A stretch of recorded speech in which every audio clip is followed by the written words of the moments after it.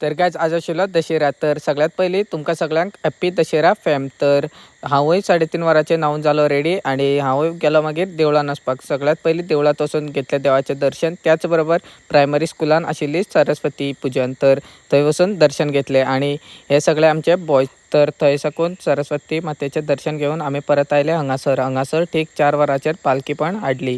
तर पालखी हाडली म्हणटकच खूब लोक पण एकठांय जाले आणि तुमी पळोवपाक शकता हांगासर कितले लोक आशिल्ले ते।